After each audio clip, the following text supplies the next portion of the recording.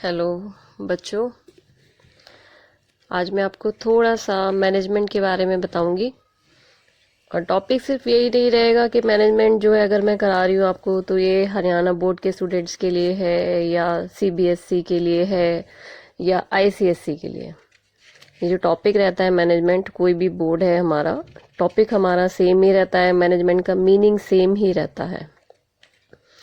ठीक है बच्चों, तो एग्ज़ाम्स जैसे अब आपके अपकमिंग हैं, मई में हैं या अप्रैल में रहेंगे, अभी भी है हमारे पास थोड़ा सा टाइम, तो हम एज अ रिवीजन जो है इसको शुरुआत करते हैं। मैनेजमेंट का जैसे इंट्रोडक्शन मैं बताऊंगी आज आपको। तो मैनेजमेंट होता क्या है, हम कहाँ से शुरुआत करते हैं, कहाँ से देखते हैं। तो इसका फर्स्ट जो हमारा एक्सपीरियंस रहता है वो है हमारा घर से ही। हम अपनी मदर को देखते हैं, अपने फादर को देखते हैं कि वो किस तरीके से एक मैनेजमेंट के थ्रू पूरे जो एक डेली रूटीन उसे रहता है वो अप्लाई करते हैं, और उसी हिसाब से जो है हम सभी चलते हैं। तो फर्स्टली जैसे अगर हम डेफिनेशन लेते हैं मैनेजमेंट की, अकॉर्डिंग टू बुक के हिसाब से अगर हम लेते हैं, क्या रहता है मैनेजमेंट, जैसे इसका हिंदी वर्जन हम करें, इसको हम कहते हैं प्रबंध के तौर पर। प्रबंध यानी कि अगर कोई काम की शुरुआत हम करना चाहते हैं तो उसे हम कैसे करेंगे, यानी कि प्री प्लान होना चाहिए वो हमारा, किस तरह से हम उसको करेंगे, उस काम को करने के लिए हमारे पास क्या क्या चीज़ें होनी चाहिए, उस हिसाब से तो वो हम मैनेजमेंट होती है हमारी कि किसी भी काम की शुरुआत के लिए हम पहले उससे रिलेटेड हर चीज़ को अपने तैयारी में रखें।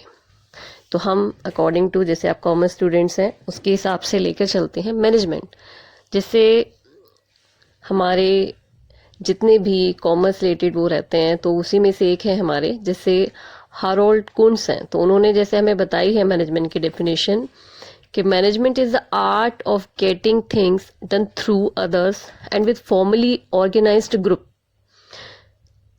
अगर इसका मीनिंग हम समझना चाहें तो मैनेजमेंट जो है ये एक डेफिनेशन में हम इसको पूरा वो नहीं कह सकते, हमारे लिए क्या है, एक आर्ट है भाई। कुछ काम करने के लिए हमें क्या करना पड़ता है, किसी की हेल्प भी हमें लेनी पड़ती है, ठीक है ना। हर कुछ काम ऐसा नहीं होता है कि हमें अकेले नहीं कर सकते, हमें स्टार्टिंग में उसे सीखना पड़ता है। जैसे कि मैंने अभी आपको बताया कि प्लानिंग के थ्रू हमारी मैनेजमेंट चलती है, तो यानी कि एक प्रोसेस हमारी रहती है। तो management is a process of conducting a set of functions. तो फंक्शंस यानी कि मैनेजमेंट करना है, अगर हमें कुछ काम करना है तो उसके लिए हमें कुछ काम करने पड़ेंगे। लाइक पहले प्लान करना पड़ेगा, प्लानिंग कर ली कि हमें ये चीज़ चाहिए, फिर उसे ऑर्गेनाइज यानी कि हमें इकट्ठा करना उन सब चीज़ों को, फिर किस किस किन किन लोगों के थ्रू मेरा वो काम होना है उनको मैं अपॉइंट करूंगी। उसके बाद होता है जैसे मैंने कोई काम शुरू किया और मेरे अंडर 6 से 7 लोग काम कर रहे हैं, कुछ भी हो सकते हैं, 8 10 12 2 3, तो फिर हमें उनको बताना होता है, डायरेक्टिंग करनी होती है उनकी, उसी के अकॉर्डिंग जिस काम के लिए वो पूरी तरीके से एफिशिएंट है उसी के अकॉर्डिंग हमें उनको डायरेक्ट करना होता है, उन्हीं के अकॉर्डिंग जो है उन्हें हमें काम देना होता है। उसके बाद आती है कि जैसे हमारे पास 7 लोग थे, 7 लोगों के थ्रू जो है हमारी प्लानिंग है काम को करने की, फिर उन पे कंट्रोल भी रखना ज़रूरी होता है कि क्या वो अपने हिसाब से वो काम कर रहे हैं या नहीं कर रहे हैं, और हमारा जो काम शुरुआत के लिए हमने इन सब की मैनेजमेंट ली है तो क्या वो काम हमारा प्रॉपरली एफिशिएंटली हो रहा है या नहीं हो रहा है। तो ये जो मैंने अभी आपको पूरी 5 मिनट में बताया, तो ये है हमारा management. Management is the process of conducting a set of functions, जिसमें कि क्या रहता है हमारा, प्लानिंग रहती है, organising, staffing, directing and controlling to get the work done in an efficient and effective manner. Clear हुआ आपको ये? आई थिंक क्लियर हो जाएगा। ये मैंने आपको बेसिक बताया, और थोड़ा सा आपके पास जो भी बुक है आपके पास अवेलेबल आप उसमें कर सकते हैं। सेकेंड, अगर हम इसमें बाद में चलते हैं, मैनेजमेंट जरूरी क्यों रहती है भाई। कैरेक्टरिस्टिक्स आप इसके कह सकते हैं, एडवांटेज आप इसके कह सकते हैं, या मेरिट्स आप इसके कह सकते हैं। क्या रहता है हमारा, कैरेक्टरिस्टिक्स क्या रहती है हमारी। देखिए मैनेजमेंट जैसे मैंने बताया कि हमारी एक प्रोसेस है और इसमें हमें ग्रुप की नीड होती है। तो सबसे पहले हमारे पास क्या होना चाहिए, जो ग्रुप है और उस ग्रुप में जितने भी हमारे साथ काम करने वाले लोग हैं वो किस किस चीज़ में एफिशिएंट है, यानी कि फर्स्टली हमें उनके एफर्ट्स को देखना होता है। It is a group efforts, यानी कि ग्रुप में हमारे पास जितने भी लोग हैं जिस भी काम के लिए वो एफिशिएंट हैं, तो उनके एफर्ट जो है वो किस हिसाब से चल रहे हैं। साथ में से अगर 2 लोग भी हमारे पास काम तो मतलब है उनके हिसाब से, लेकिन वो कर नहीं रहे हैं उसको, हमारे मोटिव क्या होना चाहिए, गोल ओरिएंटेड, यानी कि जिस चीज़ के लिए हमने प्रोसेस शुरू की है, हमने अपना ग्रुप बनाया है, तो क्या वो उस हिसाब से काम कर रहे हैं, जो गोल हमें अचीव करना है क्या उस हिसाब से काम हो रहा है। तो ये सारी चीज़ें जो है हमें इसमें देखनी होती है। लेकिन अगर हम इसको मैनेजमेंट लेकर चलते हैं तो हमारे पास क्या रहता है, ग्रुप एफर्ट्स रहते हैं हमारे पास, गोल ओरिएंटेड प्रोसेस रहती है उसके साथ हमारी, ठीक है ना। काम जो है वो हमारा चलता रहता है और जो जिस हिसाब से एबिलिटी है जिसके अंदर, उसी हिसाब से वो उस काम को करता है, ठीक है। अगर पेपर में आपका आ जाता है पे कैरेक्टरिस्टिक्स बताइए मैनेजमेंट की, तो आपको इसमें 3 से 4 पॉइंट्स के साथ अगर आप विद डेफिनेशन इसको प्रेजेंट करते हैं तो वो आपका बहुत ही वैल्यूएबल आंसर जो है वो प्रेजेंट होगा एग्जामिनर के सामने।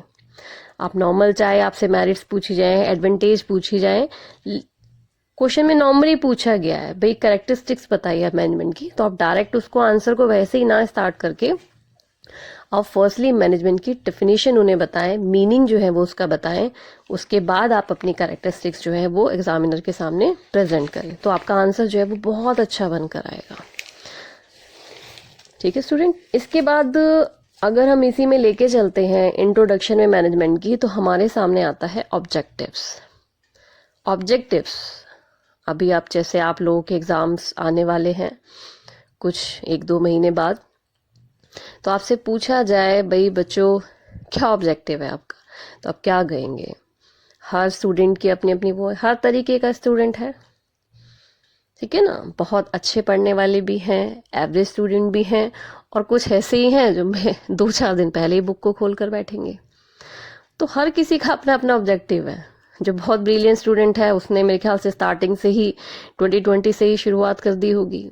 कुछ ऐसे हैं जो एवरेज में है, तो चलो भैया पढ़ लेते हैं, अब शुरुआत कर लेते हैं। और कुछ ऐसे भी अरे यार बहुत दिन है, 2-1 दिन। तो हर किसी के सामने अपना अपना एक ऑब्जेक्टिव रखा हुआ है। जो इस बच्चे ने स्टार्टिंग से शुरुआत की है तो उसका ऑब्जेक्टिव क्या है कि भी मेरे जो भी 2021 में अपकमिंग एग्जाम है उसमें मैं एक अच्छा स्कोर जो है वो लूँ अपनी एग्जामिनेशन में। एवरेज स्टूडेंट है, हाँ यार हो जाएंगे पास। कुछ ऐसे हैं बेचारे डर डर के पढ़ भी रहे हैं लेकिन कॉन्सेप्ट्स क्लियर नहीं है। तो यानी कि ऑब्जेक्टिव तो है सबके सामने, लेकिन एक मैनेजमेंट के थ्रू जो चलेगा, जो पढ़ाई अपनी उसी हिसाब से करेगा, तो उसी हिसाब से जो है वो गोल को अचीव करेगा। गोल यानी कि आपके सामने इस टाइम गोल है क्लास 12th के एग्जाम्स आपके, और एक अच्छा जो रिजल्ट है वो आप लोग ला सके। सेम उसी तरीके से हमारी लाइफ में मैनेजमेंट होती है कि हमने मैनेजमेंट कर लिया, हमने उसके लिए सारी जो जो चीज़ें ज़रूरी थी हमने वो शुरुआत कर ली, लेकिन ऑब्जेक्टिव भी होने ज़रूरी है मैनेजमेंट के। ऑब्जेक्टिव किस तरीके से रहते हैं, एक तो फर्स्टली हमारे सामने आ जाते हैं ऑर्गेनाइजेशन, यानी कि जिस काम के लिए आपने शुरुआत की है, या आप अगर किसी फर्म के साथ जुड़े हैं एज अ ग्रुप मेंबर हैं आप उसके, तो क्या है उस ऑर्गेनाइजेशन का ऑब्जेक्टिव क्या है।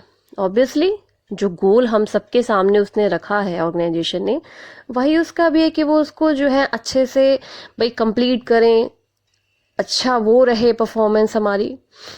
उसी में कुछ हमारे रह जाते हैं सोशल। थर्डली इसके अंदर रहता है हमारा एक पर्सनल यानी कि इंडिविजुअल ऑब्जेक्टिव। तो फर्स्टली अगर हम एज ए मैनेजमेंट ऑर्गेनाइजेशन लेके चलें तो क्या रहेगा, मान के चलिए आपने ही कोई बिजनेस शुरू किया, या आपके फादर ने किया, या आपकी फैमिली में कुछ, तो क्या रहता है आपके सामने, क्या ऑब्जेक्टिव है। फर्स्टली ऑब्जेक्टिव ये रहता है प्रॉफिट, भाई अच्छा प्रॉफिट रहे। एज ए स्टूडेंट अगर हम ये कहें आप एग्जाम्स की तैयारियां कर रहे हैं तो आपका ऑब्जेक्टिव क्या है, अचीव गुड मार्क्स, राइट, यही रहता है ना। अभी आपके सामने कुछ और तो करना नहीं है आपको, सिर्फ आपके पास आपका एक ही गोल है स्टडी के लिए। स्टडी में क्या है, आप अच्छे मार्क्स लेकर आए, अपनी अपनी जिसकी जितनी एफिशिएंसी उसके हिसाब से। तो अगर हम किसी भी ऑर्गेनाइजेशन के साथ काम कर रहे हैं तो हमारी जो ऑर्गेनाइजेशन होगी उसका ऑब्जेक्टिव जो है वो रहेगा प्रॉफिट। भाई प्रॉफिट जो है हर कोई चाहता है, भाई कोई भी काम कर रहा है वो ये तो चाहेगा नहीं कि भाई मुझे लॉस हो। तो हम लोग अच्छा ही तो सोच के चलते हैं, बेचारा कोई कैसा भी स्टूडेंट है हर कोई यही तो सोचेगा मैं पास हो जाऊं, अच्छे नंबरों से पास हो। सो इसी तरीके से ऑर्गेनाइजेशन ऑब्जेक्टिव में भी यही रहता है कि हमें प्रॉफिट जो है वो अच्छा रहे, हमारी एक्टिविटीज जो भी चल रही हैं बिजनेस की वो सक्सेसफुल रहे। एक हम इसमें पॉइंट ले सकते हैं ग्रोथ, कि हमारा जो बिजनेस है वो ग्रोथ करे। इसी में मैं आपके साथ एग्जांपल जोड़ देती हूँ। आपका मान के चलिए जो भी आपके यूटी होते हैं या हाफ ईयरली होते हैं या आपके प्री बोर्ड होते हैं, तो उसमें अगर कोई कमी रह जाती है तो आपके सामने एक फाइनल अभी रह रही है, तो आपके सामने ये कि भाई अभी मेरी से जो कमी रह गई है मैं वो अपने इसमें ग्रोथ कर सकूँ, अपने मार्क्स को और बढ़ा सकूँ। ठीक है, सेम इसी तरीके से ऑर्गेनाइजेशन में रहता है कि ग्रोथ हो हमारे बिजनेस की, प्रॉफिट हो, सर्वाइव यानी कि हमारा बिजनेस लॉन्ग टू लॉन्ग चले, आगे से आगे चले, हम लोग यही चाहते हैं। तो every business wants to survive for long. So management by taking positive decision, तो हमारे लिए डिसीजंस जो है वो पॉजिटिव लेने बहुत जरूरी है।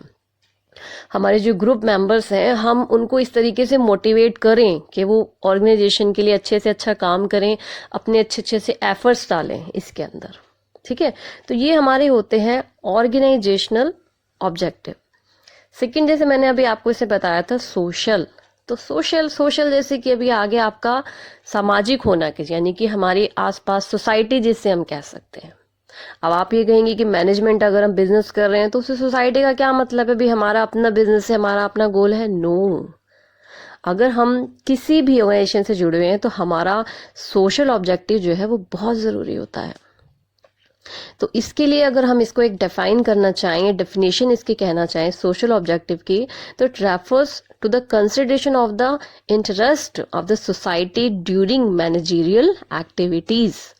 तो इसमें किस तरीके से है सोशल में। अब सोशल में मैं ये नहीं कहूंगी कि भाई फैक्ट्री के पास में जो है आप ये करें वो करें ना।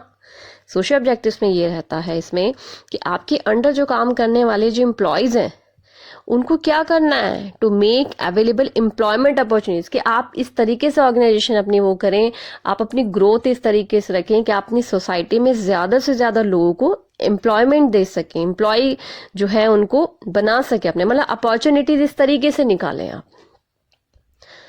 दूसरा, हमारी सोसाइटी के लिए हमारा क्या रहता है कि हम ऐसा कोई भी काम या हमारी ऑर्गेनाइजेशन में से कुछ भी इस तरीके का काम ना हो कि किसी भी तरीके से हमारे एनवायरनमेंट को जो है वो हार्म पहुंचे या हमारा एनवायरनमेंट जो है वो पोल्यूट हो। तो सेकेंड हमारा इसमें सोशल ऑब्जेक्टिव में आप ले सकते हैं to save environment, right. Third ये कि जो भी आपके अंडर काम करने वाले, चाहे फिर वो एम्प्लॉय हैं, आपके मजदूर जिसे आप कह सकते हैं, वेजर आप कह सकते हैं, या आपके जो भी हैं, मतलब सभी आ गए एम्प्लॉय में, हमारे छोटे बड़े सारे एम्प्लॉय आ गए, तो कहीं ना कहीं उनको जो लिविंग स्टैंडर्ड है उसको आप क्या करें, इम्प्रूव करने की कोशिश करें। ठीक है ना, और इम्प्रूव वो कब कर पाएंगे आप, जब आपका अपना ऑर्गेनाइजेशनल ऑब्जेक्टिव जो है वो कंप्लीट होगा, ग्रोथ पे जाएगा, प्रॉफिट में होगा। तो ये सारी चीजें ना एक दूसरे के इर्द गिर्द ही घूमती हैं। यानी कि अगर हमारी ऑर्गेनाइजेशन जो है वो आगे अच्छे से बढ़ेगी, प्रॉफिट ग्रोथ होगी, तो ऑब्वियसली उसमें काम करने वाले हर एम्प्लॉय की ग्रोथ अपने आप होगी। ज्यादा से ज्यादा काम निकलेगा तो आप ज्यादा से ज्यादा लोगों को काम दे पाएंगे। ठीक है, तो हमारी ऑर्गेनाइजेशन के साथ ही सोशल ऑब्जेक्टिव भी अपने आप ही जुड़ जाते हैं, लेकिन एफर्ट्स जो है इसमें सभी के काम करते हैं, फिर चाहे वो एम्प्लॉय हो और चाहे फिर वो एम्प्लॉयर हो हमारा। थर्डली इसमें हमारा रहता है एक इंडिविजुअल ऑब्जेक्टिव। इसी का एक दूसरा नाम भी हम कह सकते हैं पर्सनल। इंडिविजुअल का मतलब ये हो गया अकेला, लाइक पर्सनल, जैसे हम लोग कहते हैं मेरी अपनी पर्सनल लाइफ है, उसी तरीके से हमारा इसमें एक ऑब्जेक्टिव रहता है पर्सनल ऑब्जेक्टिव।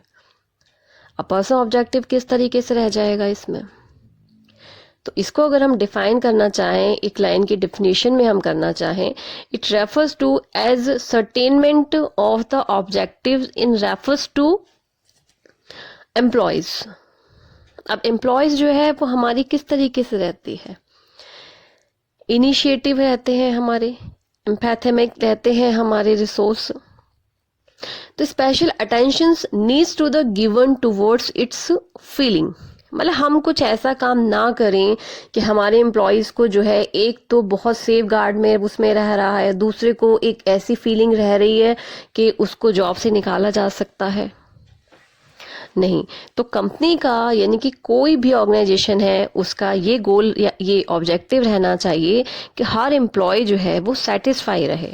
तो इससे फिर क्या रहता है, हमारी जो कंपनी है, हमारी जो ऑर्गेनाइजेशन है, वो प्रोसेस की ओर ही, प्रोग्रेस की ओर ही जाता है।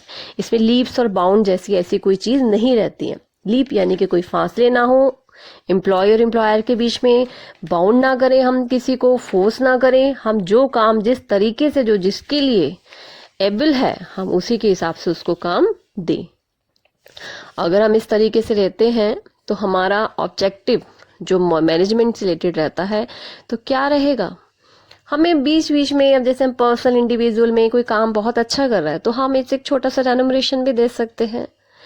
एक अच्छा अगर हम वो रखते हैं एनवायरनमेंट अपनी फर्म का, तो जितना अच्छा एनवायरनमेंट हमारी फर्म का रहेगा ना, उतना ही अच्छा हमारा जो गोल के लिए हमारे जो एफर्ट्स हैं वो जल्दी से जल्दी जो है वो फुलफिल होते हैं और कहीं ना कहीं प्रॉफिट और ग्रोथ जो है वो होती हुई दिखाई देती है।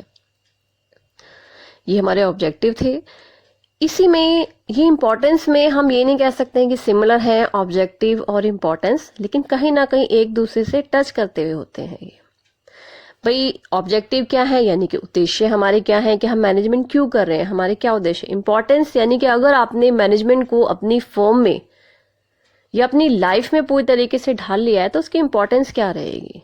भाई कुछ बच्चे, अब जैसे इसको मैं आप बच्चों की ही एक एग्जांपल लेकर बताती हूँ, या आपकी मदर हैं घर में जो मैनेजमेंट यानी कि जो घर चलाते हैं, मॉर्निंग टू इवनिंग का उनका एक पूरा शेड्यूल रहता है और उसी वो शेड्यूल खुद नहीं बनाती हैं, वो आप सबके हिसाब से मैनेजमेंट करते हैं। लाइक आपके फादर को किस टाइम ऑफिस जाना है या बिजनेस है उनका या ऑफिस जाना है, सच कुछ भी हो सकते हैं जैसे, तो वो किस हिसाब से जाएंगे, आपको स्कूल कब जाना है या आपके कोई भी सिबलिंग्स हैं उन्हें किस टाइम जाना है आना है, उन्हें उस हिसाब से काम करना है। यानी कि वो एक मैनेजमेंट बनाकर रखती हैं स्टार्टिंग से ही, मॉर्निंग से ही, कि इस वक्त भाई आपको जाना है स्कूल या आपके सिबलिंग को कहीं ऑफिस जाना है या आपके फादर का किस, तो उसी हिसाब से भी उनका जो है ब्रेकफास्ट प्रोसेस रहती है, दोपहर में लंच प्रोसेस या बीच का जो भी मिड टाइम रहता है उन्हें अपने लिए रखना है।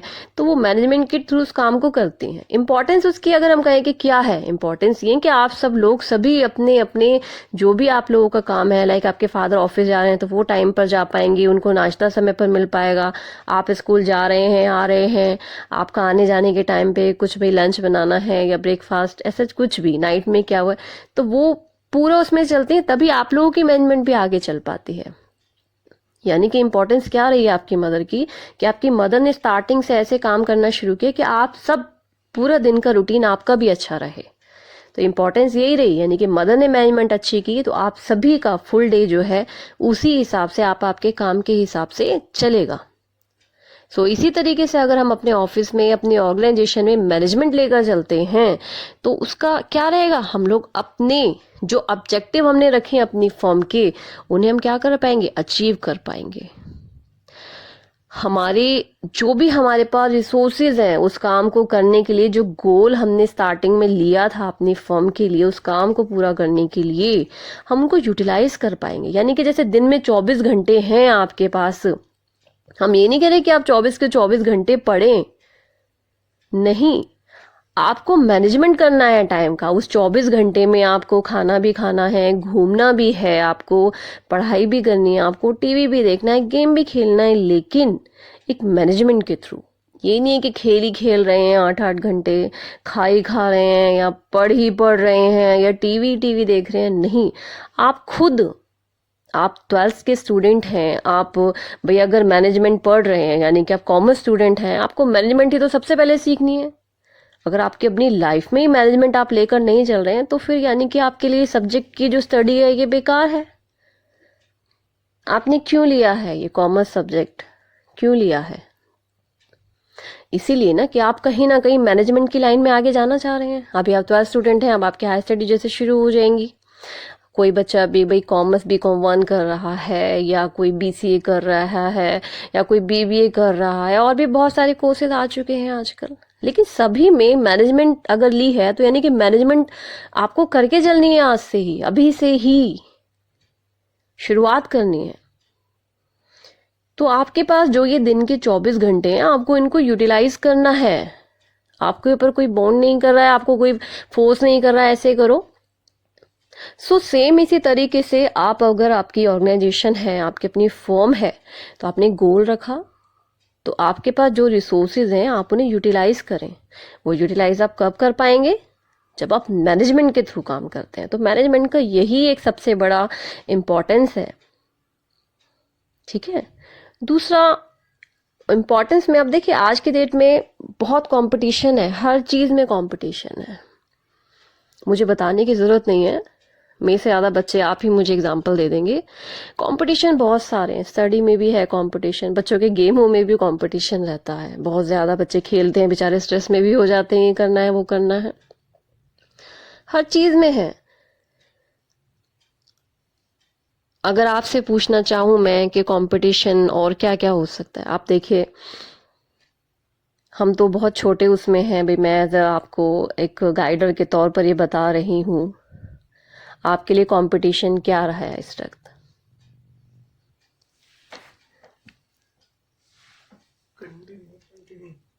क्या है कंपटीशन? ठीक है ना। कंपटीशन इस वक्त, अगर आप स्टूडेंट हैं, आपको यही है ना भाई, मेरा ये फ्रेंड है, मेरे उससे अच्छे मार्क्स आए, या उसके अच्छे आए थे, मैं उससे अच्छा ले सकूं, है ना। या आज मेरे पास ये चीज़ नहीं है, सामने वाले के पास है, तो मैं पढ़कर उस चीज़ को अचीव करना चाहता हूँ, है ना। तो सब काम बेटे तभी होंगे जब आप मैनेजमेंट के थ्रू करेंगे। यानी कि अगर हमें कंपटीशन में रहना है तो हमें उसी हिसाब से काम जो है वो करना पड़ेगा। ठीक है। हाँ, तो ऑब्जेक्टिव जैसे हम बता चुके, इम्पोर्टेंस चल रही है हमारी, तो कंपटीशन के बारे में मैं आपको बता रही हूँ। तो मैनेजमेंट की इम्पोर्टेंस हम जब करते हैं तो कंपटीशन जो है वो बहुत ज़रूरी रहता है। अगर हमारे सामने कॉम्पिटिटर नहीं होगा ना, तो काम करने की वो भी नहीं रहती। कॉम्पिटिटर होना तो हमारे सामने बड़ा ज़रूरी है। सिर्फ ये नहीं है कि आपको उससे कंपटीशन करना है, आपको सामने वाले से कुछ सीखना भी होता है कि भी भाई एक ही टॉपिक है हमारा, एक ही गोल है, वो ज़्यादा अचीव क्यों कर रहा है। तो आप सिर्फ उससे एक कट शॉट वाली कंपटीशन ना रख के ना, आप उसकी अच्छी चीज़ों को सीखें, लर्न करें उससे कि भाई क्या वो कर रहा है ऐसा अच्छा कि जो उसका गोल जो है वो इतना जल्दी जल्दी अचीव हो रहा है। तो हमें उससे सीखना है, उससे हमें कट थॉट नहीं रखना है, हमें उसके प्लस पॉइंट्स को सीखना है, समझना है प्यार से उसको।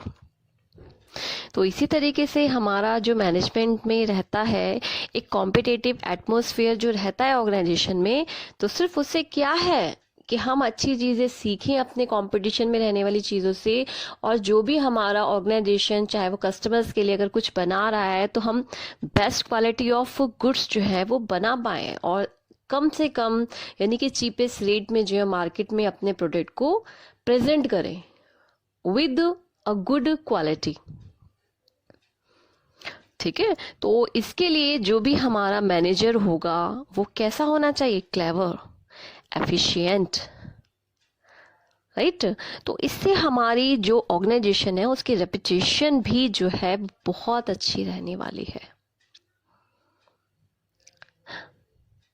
मे बी इम्पोर्टेंस में हमारे, जैसे मैंने आपको 4 से 5 पॉइंट समझाए हैं इसमें, तो ये जो रहते हैं मैनेजमेंट में, चाहे वो स्मॉल स्केल का हो फिर चाहे वो बिग स्केल का हो, तो मैनेजमेंट का तो होना बहुत ही ज़रूरी है। क्यों ज़रूरी है? दोबारा मैं रिपीट कर देती हूँ अपनी इस बात को। ज़रूरी है हमारे प्री डिटरमाइंड गोल्स के लिए, हमारे ऑब्जेक्ट्स के लिए, हमारे पास जितने भी रिसोर्सेज हैं उनको यूटिलाइज करने के लिए, कंपटीशन में रहने के लिए, सोशल एनवायरनमेंट के लिए, हमारी जो लेबर और ऑनर रिलेशनशिप है उसको और भी अच्छा बनाने के लिए, नई नई रिसर्चेस को समझने के लिए, रिस्पॉन्सिबिलिटीज़ की फुलफिलिंग के लिए, यानी कि रिस्पॉन्सिबिलिटीज़ हो गई आपकी लाइक सोशल रिस्पॉन्सिबिलिटीज़। ठीक है। तो ये छोटा सा मैंने आपको एक मैनेजमेंट का इंट्रो बताया, साथ ही साथ उसके ऑब्जेक्टिव्स बताए, उसकी आपको मैंने इम्पोर्टेंस बताई। तो मेरे ख्याल से अगर आप इसको वीडियो को देखते हैं, समझते हैं, बताएं मुझे आपको कैसा लगा, ये नहीं सही लगा या अच्छा लगा। सो थैंक यू बच्चों। मैं आपको नेक्स्ट टॉपिक जिसमें कि हमारा नेचर ऑफ मैनेजमेंट रहता है जल्दी बताऊंगी। Thank you so much.